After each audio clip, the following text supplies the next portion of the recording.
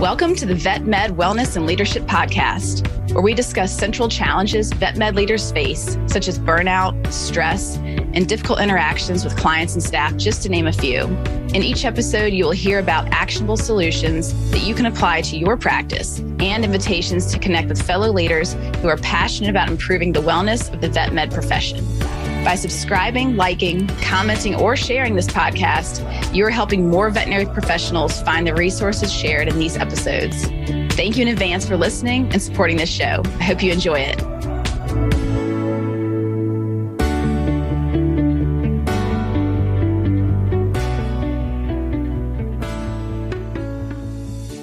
All right. Hey, everybody. Crystal Stokes here, and joining me today from across the pond in the UK is Dr. Liz Barton. Liz is one of the co-organizers behind the not-for-profit WellVet, which exists to improve well-being for veterinary professionals and teams. And today we're going to talk about one of the newest additions to their assortment of well-being initiatives, which is a free menopause resource for veterinary teams. So Liz, thanks so much for being here with us today. Thanks so much for hosting me about this really important topic, Crystal. Really appreciate it. Absolutely. I'm excited. So I want to just dive right into all things menopause. But before we do, would you mind just telling us a little bit about your background in veterinary medicine and kind of what brought you to this point today where this would be on your radar? Yeah, that's a really squiggly journey right there. I graduated in 2004, and I've been fortunate enough to really experience the richness of veterinary medicine. So from large animal practice in, rural England, right through to doing a small animal referral internship in a specialist centre, through to emergency critical care night work, shelter medicine, regular small animal GP vets. And I've really enjoyed clinical practice. But there have been obviously challenges along the way. And I actually reached a place where I was quite happy in my sort of working life balance. I was, working part-time, mum of two small girls who are now quite big girls. But the work pattern I was doing, I was working every Friday night like you do when you sort of give up your social life for kids. And every Friday evening I went in, somebody else was crying in practice, and I was just like, this isn't right, and it was for various issues around, well-being, stress, the sort of workplace issues. And I just thought, well, I need to help, but I don't really know how to. I don't have the skill set. So I started trying to find out what was out there. And I realised that actually there's loads of fantastic people and organisations doing great things and creating resources, but I didn't feel it was really reaching veterinary teams at the coalface. So my mission with WellVet was really to make those more accessible to people. So we launched WellVet in 2018. It was a collaboration with some colleagues. We hosted in-person and online events, but we also collate and curate resources through the WellVet website, just to really give people a place where they can come and look at different wellbeing tools, try different things, experience different things, and see what might work for them in their working life, just to help them live happier and healthier. So that's sort of how I came to, diversify my career. As a result of, work drying up during COVID, the sort of non-clinical side of things really took off. I developed obviously the skills in things like marketing, PR, event management, and I actually now work as a head of communications for VetCC, which is a global veterinary specialist teleradiology and specialist consultancy company. So I'm no longer in clinical practice, but I still really have that passion for all aspects of veterinary practice, clinical and non-clinical, and supporting our teams in the best way we can. It's really a jack of all trades history of many different hats you're able to wear. It's probably that through line of someone who loves to learn and is really curious. And, vet med is very diverse. There are a lot of things we can get busy and work on if we're interested in them. Yeah, I wish I had 5 lifetimes, because I want to be writing books. I want to be doing creative stuff. I'm a trustee of the Vet Life charity. I sit on various veterinary organisations and boards, and there's just so much really great stuff to be done. I'd still love to go back into practice, but I just don't have the time. So yeah, I really am fortunate to have experienced the richness of vet med, but alongside that, I'm also really cognizant of some of the challenges across the board. One of the first initiatives I set up was actually the Vet Mums Facebook group, which is sort of equivalent to the Mums with a DVM group in the US, just sort of talking about the challenges of parenting in the profession. So I've spoken and talked about that. And now as I move into the sort of twilight of my womanhood, I guess, moving more into the perimenopause phase, that full circle of womanhood. Now the sort of conversation about menopause and perimenopause is front and center. Yes. And it's actually really well timed, because I've noticed that menopause and perimenopause has gotten more and more visibility just in the public scenes. We're seeing more on podcasts. We're seeing more initiatives for women's health, where we actually have to study women differently than men, and their body processes are different. The stages of life are different. Even the month-to-month processes are different. So let's spend some time there and figure out how we can better support women's health. So that's been growing, and hence the interest in perimenopause and menopause. And with veterinary medicine being, predominantly women at this point, woohoo, this is even more important than ever. So I love that you all are giving it attention and making a space and providing a resource that's free. So what if we dive a bit into some of the interesting statistics? Like, why should we even care? Let's say I'm a practice owner or owner or C-suite at a larger corporation. And I'm thinking, does this even matter? Like, should this be on my radar? Should I be thinking about menopause resources for women? How would this affect my company? How does this affect my team? Yeah, there's lots of interesting stats and facts and figures around this. And, it doesn't take long. If you Google it, you can find all sorts of reports on the impact cross industry. But just for example, 18% of the average workforce could be experiencing menopause symptoms at any time. So that's typically women between the age of 45 to 60 who are in work, will make up about 18% of the workforce. Now that's cross industry. Veterinary, obviously, potentially it's higher. We actually graduate around, 80 to 85% female, but by retirement age, we've dropped to sort of 12 to 20%, depending on which stats you look at. So we're seeing a huge drop-off in percentage practicing people that identify as female during the working career of veterinary teams. So, potentially we could be doing a lot more to support women in that age group. 3 out of 4 women on average will experience negative symptoms associated with the menopause, and those can be physical or psychological, and they can obviously then impact our relationships as well as our health. And even if women are not impacted with symptoms, there will actually be changes in their body that increase their risk of cardiovascular disease, neurological disease, the musculoskeletal changes that increase the risk of bone fractures, for example. So even those who are negatively impacted sort of during that period with things like, hot flashes, anxiety, joint pains. I mean, there are 34 recognised symptoms, but up to 70 have been recorded. And it impacts every area of our life. It can do potentially. Even our sort of sense of identity can change, because there's also the time where, we experience sort of dry skin, dry eyes, our hair loss, those sorts of bodily changes and mood changes, which means we don't even recognise ourselves anymore. So there could even be sort of identity issues around it. So it really can impact, 1 in 4 women will actually have quite severe symptoms that really do impact their life and work. So, I think we have to be really cognizant that, this is an industry that is facing a workforce shortage and in some cases a workforce crisis in many areas. Our client care teams, our veterinary technicians and nurses, again, are predominantly female. So it's not just the veterinarians. We really do have to think about how this is impacting our teams across the industry, but also our clients as well.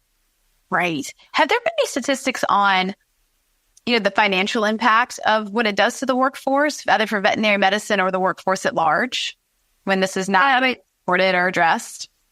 Yeah, I know there was a study by the Mayo Clinic that estimated that the US economy, this is a conservative estimate, was losing $26 billion annually due to the failure to address the effects of menopause on working women. And that staggering figure includes 1.8 billion attributable to lost work days, as well as, a sort of nearly 25 billion direct medical expenditures. So, this is a significant financial implication as well for businesses, for sure. Absolutely. Let's touch a bit on those who may be in that phase of life of starting to experience this, so entering perimenopause. I want to be just a little more granular because I've noticed that I see two camps of people when I'm in clinics and we're, meeting and talking with different team members. Some have a very clear understanding of what signs and symptoms are of perimenopause, and others have heard nothing about it, like zero education whatsoever. They may be experiencing it and not recognizing it. They may think that something else is going on. It'd be okay just to touch on a little bit of what some of the more common signs and symptoms are for those who are listening. They're wondering, could this be me? Is that happening right now to me or my coworkers? Yeah, and I think one of the things is that the symptoms are so variable, not just between individuals, but within the same individual, because, our hormones don't sort of decline in this nice linear fashion at a given age. There's a huge age range, and it can also obviously occur much earlier for women who have to undergo surgical or medical, early menopause. And the symptoms can be everything from hot flashes, joint pain, sleeplessness, fatigue, loss of concentration. There can be physical symptoms, urinary problems, like I was saying earlier, the hair and skin and eye changes. Itchy eyes is a really common one. Joint pain, like unexplainable joint pain, which can be anywhere in the body. It can be the back, the fingers, the knees, all sorts of places. And really the challenge for us is, I think we're just so used to caring for everybody else, caring for our clients, our patients, our teams, our families. And we have so little time left in the day to think about caring for ourselves. And a lot of this stuff, like, reducing sleeplessness or, having more migraines than usual or, experiencing joint pain, we just kind of can put down to aging and we just sort of put up with it. And it's only when we have, symptoms that really become quite severe and debilitating that quite often is what drives us to seek medical help. And then if we present to our physician and we say, oh, I've got this crippling anxiety from nowhere and I've never had it before, and we can be prescribed with, medication to treat that one symptom, maybe antidepressants, it's a blunt tool. It's kind of all what we have in the armory but, it's not treated, maybe our physician hasn't sort of said, are you experiencing any other changes, any other symptoms? And we're sort of thinking, well, just old age things. Whereas if we understood that actually all of these things do have a related hormonal component, then instead of just honing in on the one symptom that, is the sort of thing that drives us to the point of despair to seek medical help. Actually, if we understand the symptoms and we can track them, we can present the whole picture to our physician and get the right interventions that actually treat that whole raft of symptoms, which sometimes it's hormonal therapy. Sometimes people who can't have hormonal therapy, there are a lot of lifestyle adjustments that can be made. There's various CBT therapies that can help to manage symptoms. We're not just treating the one symptom that's really sort of tipped us over the edge, if you like. I heard that quite common. I actually did a study back in 2020 of menopause and the impacts on veterinary teams. We'd love more research to understand exactly what is going on. But the testimonials that came out from that were people saying, first I had this symptom, then that. And it wasn't until, I couldn't sleep for months that I finally went to see the doctor. Yeah, it's really evident. I think that people that are in veterinary medicine and probably many of the caring professions, helping professions, have a tendency to sort of put themselves second, third, fourth, fifth on the list of things that we give care to. And so, having a natural disposition towards sort of pushing symptoms away, I'll get to it later. I need to show up for these other people, whether it be my clients, my patients, my team, my family, my friends, that it's really challenging to take the time and pause and have awareness about these symptoms and then formulate a plan on what do I even do next? So with lack of information or knowledge, I think people can feel kind of paralyzed and fearful about turning towards this and looking at it. So I'd love to dive in a bit more into what are these resources you all put together? Can you take us down a little journey? And I think that we were also thinking about this from the angle, not only as a person who may be experiencing this currently, but also as someone in leadership that may be looking for resources that they can provide to support their team. If you're really interested in taking care of your team members and helping them have career longevity, then this is really, really important. Yeah, absolutely. And also our friends and our family and our colleagues, if you think 3/4 of women are impacted by symptoms, then we're all going to know multiple people at every stage of our life. There's always going to be, whether it's our mums or our daughters or our sisters or our, aunts or colleagues. So the resources that we've created, I actually worked with 3 expert providers. So there's Dr. Libby Kemkeren, who is a vet, but she's also a neuropsychologist. And she does this fantastic thing around Tame Your Brain, which is it's a form of sort of personality profiling, but it's based around big cats. I think I love the fact that there's a vet who's gone and looked at the personality types and said, rather than saying there's sort of some that are brighter and sunnier than others, like there's no such thing as a bad big cat. So she basically sort of invites us to discover what our inner big cat is. Are we the sort of leopard watching everything from above, or the tiger sort of, musing and, sort of thinking carefully about anything, or are we the sociable lion or the excitable cheetah? And with that, she then says the hormonal changes that happen in the brain, where those act on the brain, there are more estrogen receptors in the frontal lobe than any other organ in the body. So the brain changes, and there's lots of the hippocampus, the amygdala, and, the changes to our limbic system and to our sort of higher processing when the estrogen sort of fluctuates can be quite marked. And understanding how that impacts the different brain types differently. So, menopause shows up differently for different people. And actually having that tool to understand a little bit about ourselves and a little bit about how those hormonal changes impact our brain.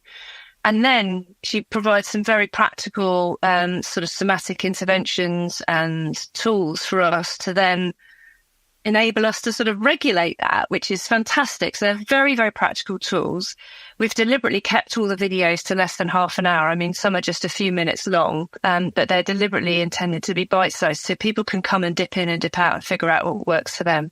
So there's Libby's set on the sort of neurochemistry of menopause. Oh.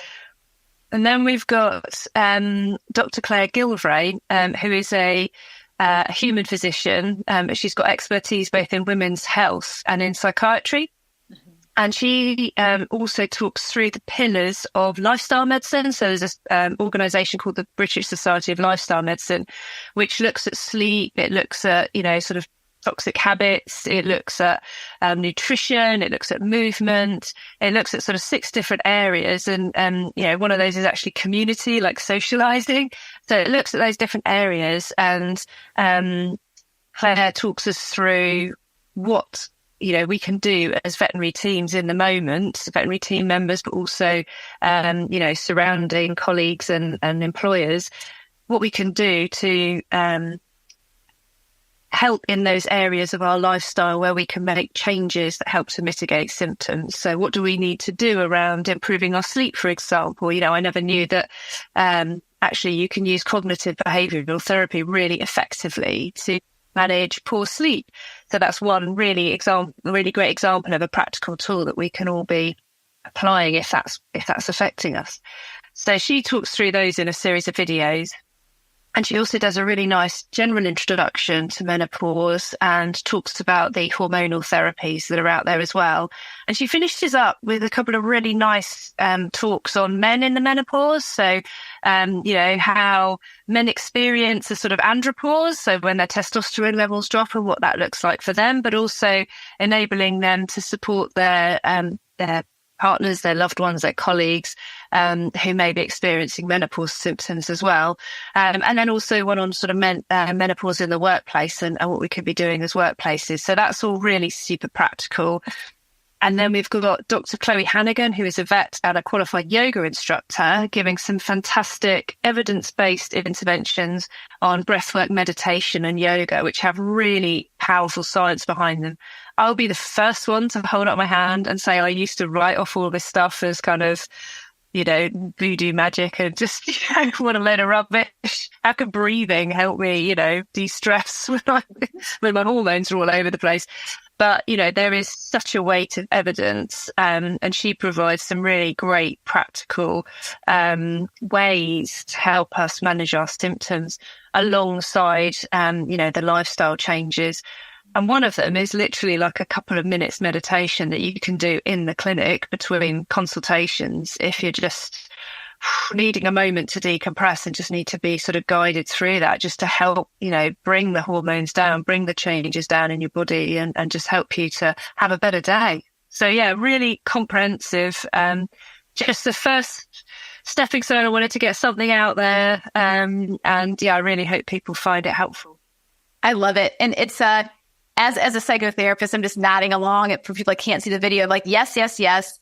I was similar to you, Liz, where before becoming a therapist, I thought that, modalities like breathing exercises or meditation sounded like a bunch of BS to me, honestly, as a hard science lover.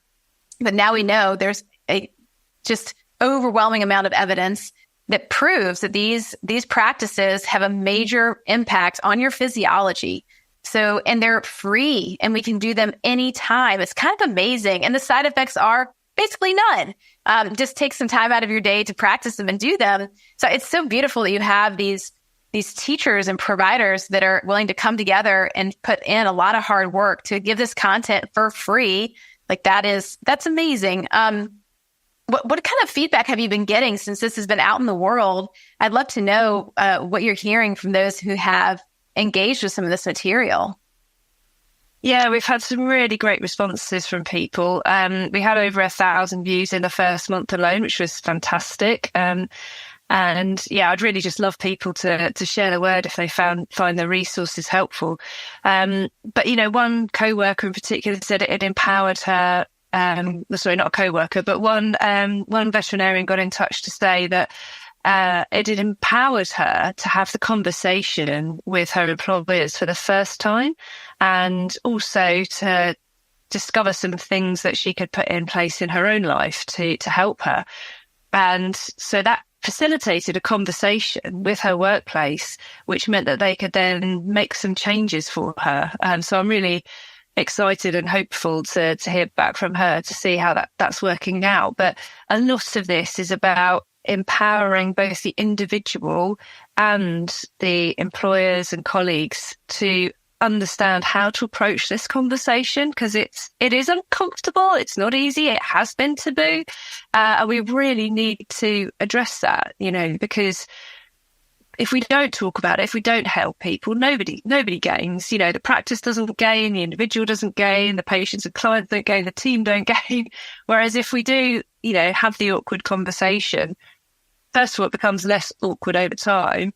And secondly, we're helping people to stay in the workplace for, living and working happier and for longer. Yes. So how do you all propose guiding these conversations? So let's say I'm a practice owner, and after listening to this, I'm looking around at my team and going, based on people's age and maybe some signs I'm seeing, maybe I have 5 people right now in my practice that I think could benefit from receiving this information. But I, of course, don't want to just overstep and presume that they would want this information. And so you can see how it gets tricky to navigate. So let's just stick on the leadership side. How do you all like to help coach leaders on how to use this content to support their team? Yeah, I think one of the key things is just to invite the conversation. So just by saying, I've just become aware that actually a significant proportion of women, or, let's not forget this can affect transgender or non-binary people as well. That, a significant proportion of the workforce could be impacted by menopause symptoms. And, I really want to make sure that we're doing everything we can in our workplace to support anyone. So simply by sort of making a statement like that, immediately that sort of opens the door to the conversation. And then because individuals, are affected very differently, some people may not want to have the conversation at all. Others may want to have quite an in-depth conversation. And it's one of those things that as leaders, we sort of feel we have to have all the answers, which we don't. All we need to be able to do is to support people and have the conversation, and then go and find the answers and work with them to as I say, with the menopause resources that we have, there are lots cross-industry as well, where people can access things like workforce menopause plans and adapt them for their own practices, which may be things like discussing, okay, so what interventions would be helpful? Let's have a list of things we can do. So things like comfortable, airy clothing, things like temperature control in rooms, having easy access to toilet facilities, adding an extra break in the day, because it's going to be a heck of a lot better for somebody who, is impacted with concentration and brain fog. It's going to be so much better for them to have, maybe one appointment blocked out to just decompress if they need to. And then, maybe sit in a quiet space and do some breathing exercises or whatever, bring themselves down, and then be able to function more effectively and feel, much more empowered in their professional life, rather than, having back-to-back consultations all day and then having to step away from practice or reduce the number of days because it's just too intense. And I think just by making those accommodations available to people and having a list of things that we could do. And if these don't work for you, we're happy to have additional conversations, because as I say, everybody's symptoms will vary. For people with stiff joints, for example, maybe for a period that, them lifting heavy dogs isn't ideal. So just adjustments to which patients they're seeing could be super helpful. So I think, first of all, I would encourage them, as I say, just to educate themselves, become aware, dip into some of the resources and understand what this is and what we can do to support, and then open the conversation with their teams, and then create a workplace menopause plan that, just helps to structure the conversation around what have we done. I love it. And it's so nice to know that there's a resource out there that they can start with, like exploring the offer that you all have to become informed and educated, and then having that be part of, say, like a well-being packet that's like, hey, here are all the different things that we offer to support your well-being.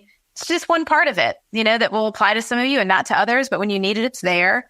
And a great resource to come to when we don't know all the answers, because we're not experts in this. We can reach out to this resource and turn people there if they need more help. I love the focus on helping leaders just be more knowledgeable and to have access to these tools, because it's that's one of the hardest parts as leaders. We're moving really fast. There's so much to tackle every single day. Just like when you kind of listed off all the things that you're up to right now, mentioned earlier, like having 6 different email addresses. There's just so much to volume coming in. So this is just an easy access thing that we can pin in the show notes, easy to find as a starting point for these conversations.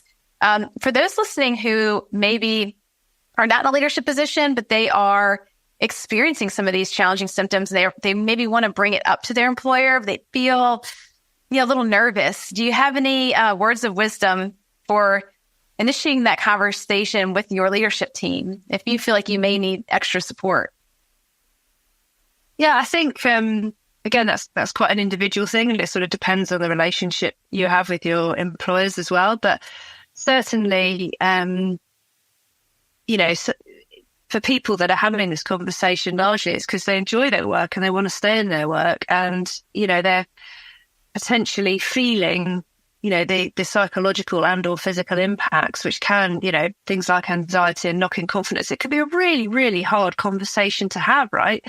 So for those people that are able to have the conversation, just to say something along the lines of, I really love my job. I just feel really frustrated that, I'm having these symptoms that are impacting the way I feel at work. And what I don't want to do is, step down or reduce my hours unless, I sort of have to. So are there things that we could maybe look at to support me in this? But for those who just really find that conversation difficult, there are some resources that, you could just send to your employer, so things like the introduction to menopause, or there's a really great animation on there that's we actually produced with the University of Edinburgh, which talks about the impact on the veterinary workforce. And it sort of goes through why this is something that really all employers need to be thinking about, and gives them some tips on how to start the conversations with their team. So it's almost sort of putting it back on the employer. And it's only like a couple of minutes video that they could watch and just say, look, this is something I'd really like to have a conversation about. Can you just watch this animation and come back to me? Because sometimes it can be difficult to initiate that if your employer just is completely new to this and sort of says, well, why would you want to talk about that with me? So that could be a really nice way of giving them loads of facts and figures and a really great reason to engage in the conversation if you're finding it hard to start that. I love that. And I think there was one other element that we touched on, was like the power of groups. Do you want to speak to that at all? Yeah, peer support has just been shown to be such a powerful thing across all sorts of different areas of life. I mean, we're a social species, right? And having that validation, that support is hugely important. And I did actually, off the back of these resources, start up a Facebook group, which is called Veterinary Menopause Chats. And that is not just for women who are impacted. It's for anyone who wants to come and understand some of the challenges. It's also, for veterinary employers to join, and leaders, if they want to understand, a bit more about some of the symptoms and things. But it is a safe space for people who are impacted to also share resources, knowledge, understanding, experiences. So it's a very small group at the moment, but like the Vet Mums group, which started very small, is now sort of 9,000 members. It'd be great to see the menopause chats do the same thing, because so much useful information is exchanged through peer support. And that's where our colleagues in practice are really, really important, and making sure that everybody in our teams actually understands, particularly younger members of the team. It can be a bit of she's having a hot flush, and it's hard not to sort of snicker in the corner, or, oh God, what's wrong with her today? She's on a completely different planet. Those sorts of microaggressions are super helpful and just cause people to withdraw. But, I've been guilty of them in the past. I completely hold my hands up. But I think just by raising that level of awareness, we then encourage empathy. We enable understanding. People then understand the impacts of their words and actions, and are much more open to supporting one another and just understanding what people are going through. At some stage, it's going to affect everybody. And even if they're not affected by menopause, some of these things are equally applicable to people who have, other forms of chronic disease, which all of us are going to have chronic disease at some point in our lives, and will benefit from accommodations. So you make these accommodations for people with menopause, and you're making them for the people that have, chronic illnesses at various points as well. It's such a good point. And it reminded me too, just what you were stating earlier, it might be good for us on this call today too, to just quickly debunk a couple of the most common myths that we hear. Because I think that is really, it has a lot of impact, that we have certain beliefs about menopause that may not be accurate. Do you mind touching on those? Yeah. So one of the biggest ones that I had in my head was that, menopause is, quote, natural.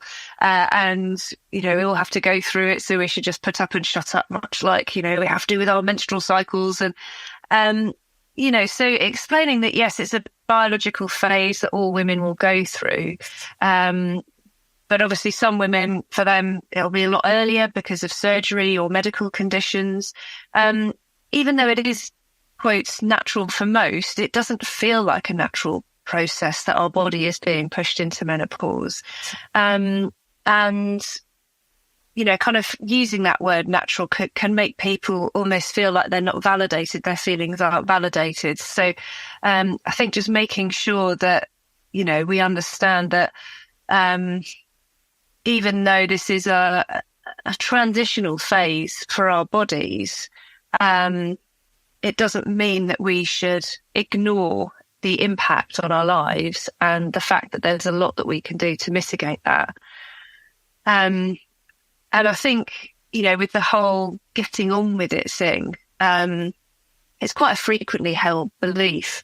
And I think with some of the symptoms really being quite severe and debilitating, and potentially even life-threatening, things like stroke are a lot more common, in that sort of peri and post-menopause symptom. We should really move away from this culture where we sort of normalise this suffering in silence and normalise the acceptance of women's suffering because of their hormones. And just simple things like signposting accurate information, enabling informed choices around support and treatment options, empowering people to get the help they need and seek medical support is a really great way to make sure that women are actually getting the help they need to thrive during this phase rather than simply sort of survive in sometimes ways that aren't particularly pleasant. Yes, I love that. For those who are listening today, that if they're like me, when I listen to a podcast, there's so much wonderful information. But if I want to just kind of boil it down to my top takeaways, I want to think about primarily people in leadership positions for this podcast that are listening. We've thrown out a lot of good information. We've debunked some myths. We've talked about some of the important statistics. We've just talked through how these resources work and who helped create them. If you want them to walk away with just 2 or 3 things that are burned into their memory about supporting women through the journey of menopause within their practice, what do you hope sticks today?